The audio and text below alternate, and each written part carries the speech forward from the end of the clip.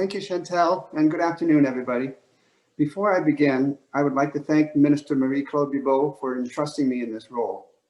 I'm honored to be part of CDC and bring my experience to help achieve its mandate and to help the Canadian dairy industry.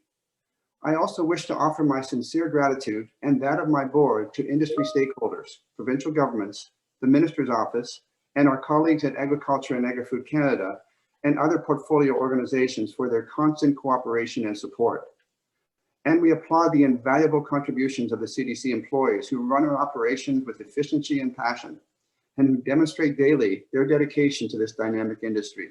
It's an honor to be part of this organization and so committed to the Canadian dairy industry to innovate, embrace diversity, and adjust to be an economic engine of growth while we feed a hungry nation. I'll be discussing three key areas: comment on the year 2020, reflect on CDC mandate and what we stand for, and our future direction and priorities. As we say goodbye to the year 2020 and welcome a new year, I'd like to share my thoughts on what can only be described as a tumultuous year for both the CDC and the industry. 2020 can best be described as transformative and an inflection point for society and our industry. We first had to learn and understand the implications of CUSMA, the Canada-US-Mexico trade agreement, and determine the best way forward for the dairy industry. Then we were hit with the pandemic that turned everything upside down. We had to adapt to drastic changes in consumption trends with the closing of the HRI industry. The CDC, in consultation with industry stakeholders, quickly provided solutions to absorb the impacts of COVID-19. Our staff was accommodated to work from home and meetings went virtual. The most common phrase in 2020 is, "You are on mute." In hindsight, the year 2020 was like looking both ways before crossing the street and then getting hit by a submarine. I cannot thank the CDC staff, our industry partners, and my fellow commissioners enough for helping to swiftly mitigate and challenge our industries to achieve the challenges that we had faced. Now let's move to governance. Founded in 1966, the Canadian Dairy Commission has been a strong and stable partner in the Canadian dairy industry. As a federal crown corporation, we are accountable to Parliament through the Minister of Agriculture and Agri-Food. Our mission is to provide leadership to enhance the vitality of the Canadian dairy industry for the benefit of all Canadians, including consumers, dairy farmers, dairy processors, further processors, restaurateurs, and retailers. We share with our stakeholders the responsibility and commitment of ensuring a viable, sustainable, and forward-thinking Canadian dairy industry under the supply management system. Governed by the CDC Act and the Financial Administration Act, the CDC's legislative mandate is to provide efficient producers of milk and cream with the opportunity to obtain a fair return for their labor and investment, and to provide consumers of dairy products with a continuous and adequate supply of high-quality dairy products. We achieve our mandate through our values. We stand for values of excellence, integrity, leadership, and respect. Over the past year, the CDC continued to encourage the Canadian dairy industry to adapt to significant changes brought on by CUSMA and the COVID-19 pandemic, while still achieving our goals to grow the market, innovate and invest, and adapt to the new realities, provide leadership for the industry. We offer guidance through the chairmanship of several industry committees and offer our knowledge and expertise to resolve current and emerging issues. The CDC board is led by a board of directors made up of the chairperson, a commissioner, Jennifer Hayes, and Chief Executive Officer, Serge Rondeau. We are appointed by the Governor and Council, and we serve our mandates on a part-time basis. We have a long and varied experience in the dairy industry in both production and processing, which allow a balanced and fair approach to decision-making. The CDC has employed the services of Gaëtan Paquette as special advisor to the board. As many of you know, he once worked at the CDC for many years as a senior director. The CDC board recently underwent its 12th annual assessment, and as chair of the board, I am very pleased with the results, despite the significant disruption to our operations and the industry caused by COVID-19. Its impact was successfully mitigated for staff and business continuity with the prompt provision of technological equipment to all employees to allow them to work safely and efficiently from home, and implementing virtual industry meetings. The CDC worked with industry partners to find solutions and executed them in a timely manner. We continue to monitor the impacts of COVID-19 and propose course of actions accordingly and ensure compliance with the guidelines of our governments.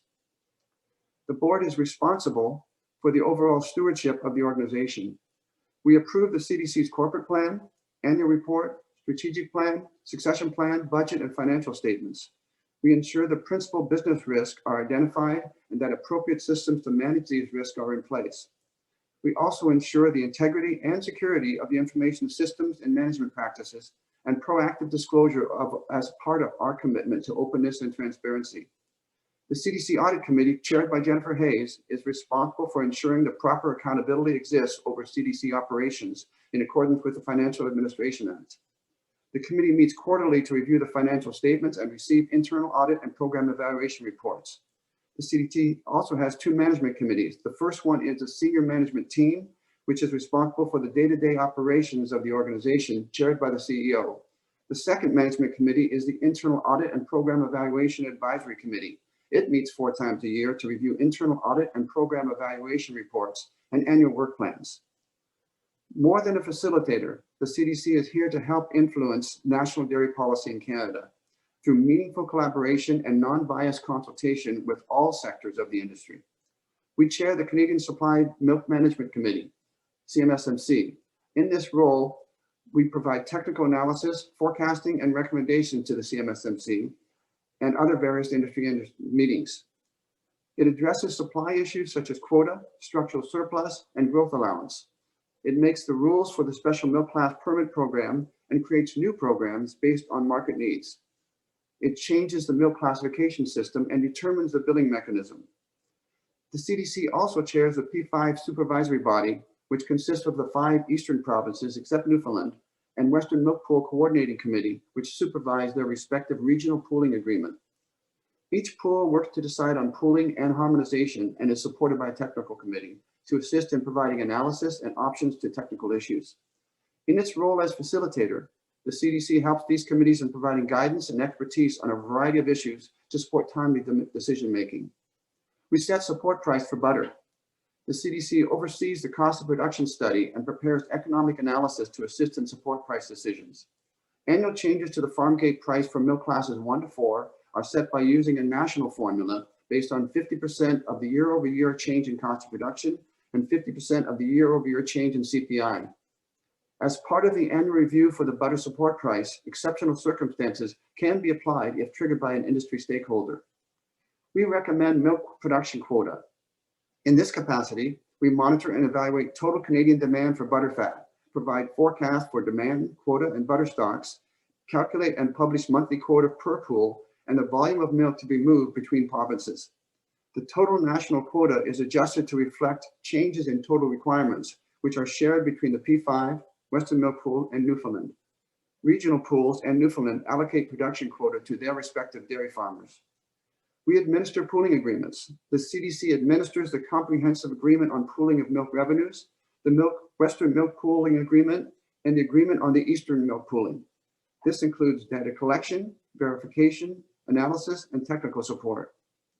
We administer programs. We operate the domestic marketing programs, which include the Special Milk Class Permit Program, Dairy Innovation Program, Matching Investment Fund, and Milk Access for Growth, the latter currently under review. The CDC also administers the surplus removal program and domestic seasonality programs and the imports of butter tariff rate quota from the WTO agreement. We perform audits. We audit the Special Milk Class Permit Program, the Import for Re-Export Program, industry programs, milk utilization by dairy processors in 6 provinces on a cost recovery basis, and we perform risk-based joint audit in the other 4 provinces. The CDC also performs the revenue sharing audits in all 10 provinces and has oversight on the National Milk Utilization Audit Standards and certification of national audit software. Future direction. Consistent with our values, our priorities will continue in the following key areas. We will help stimulate investment and innovation to bring growth and sustainability to the Canadian dairy industry. Contributing to the accomplishment of this initiative is the Dairy Innovation Program. The CDC continuously strives to create new programs or modify existing programs to better meet the future needs of the Canadian dairy industry. We support the Canadian dairy industry in its adaptation to the new environment brought about by the new international trade agreements. In its role as facilitator, the CDC presents recommendations to industry committees. This time last year, the CMSMC unanimously approved several recommendations enabling the industry to adapt to the new environment, including national pooling of revenues and elimination of Class 7. Despite the establishment of the new pool, the CDC Board of Directors was mandated by the Western Milk Pool and P5 to arbitrate the cost differential between the pools, transition period, and programs to be pooled nationally. The CDC board rendered its decision to the pool in May 2020, which was crafted in a way that encourages the pools to further negotiate cost sharing through pooling and work towards harmonizing their programs as a national pool. We strive for a well-administered, responsive, and well-understood supply management system. Case in point, with the new environment created by CUSMA, the CDC is working in collaboration with provinces to ensure harmonized end-use billing. And we ensure an organized and well-staffed CDC, where our resources continue to support the diversity of dairy industry into the future. I'm happy to see that the level of satisfaction among employees remains high, and turnover rates are much lower than in previous years. And we are completing an updated strategic plan to adjust to our new environment and recognize that change requires not fighting the past, but focus on the future. In closing, although we are just as hopeful about 2021 demand as anyone, we cannot ignore the risk of successive waves of COVID-19 and the risks that imports present. The next few months into spring will be challenging before we see improvements. Despite these challenges, as chair of CDC, I think it's important to remain focused on our industry priorities.